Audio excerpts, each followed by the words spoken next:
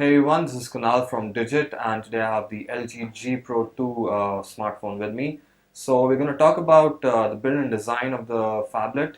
It has a pretty, slim profile. It's not very thick.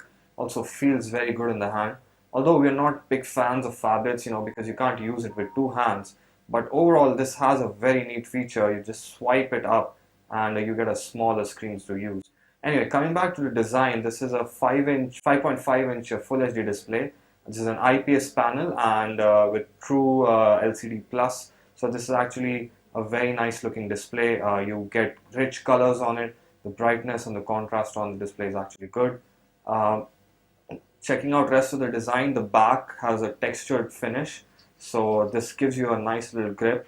As you can see, the 4G LTE logo on it. That means this is 4G enabled. The only keys you get on the phone are at the back underneath the camera, which is the volume control and the power and lock key. There's also a notification light inside it, and you can also use this to click pictures.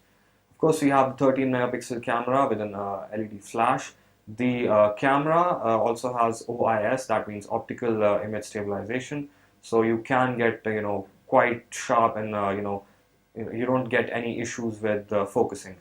Below we have the loudspeaker and the shiny LG logo. You can see the sides, they're all empty.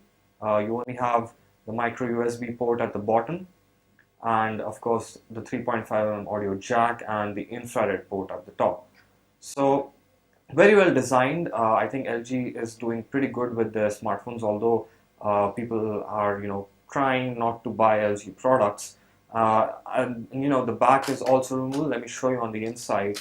You get a 3200 mAh battery, the micro SD card slot and the SIM card slot. So pretty standard stuff on the inside, nothing fancy. You can just pop it in.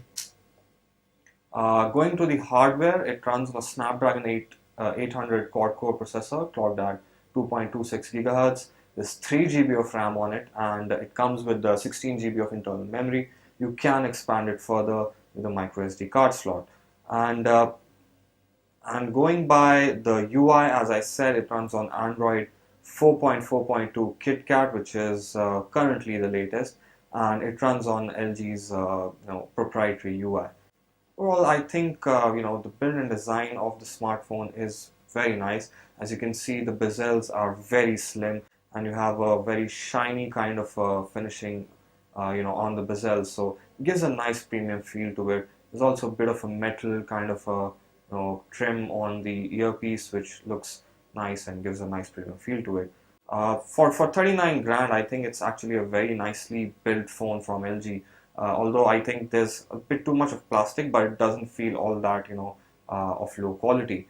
For phablets, I think if you want a better option, or maybe like a competitor to this smartphone, I think the Note 3 is a perfect competitor to the smartphone. Although I think personally do like LG's whole philosophy behind the phablet, and the usability is actually quite better on the smartphone.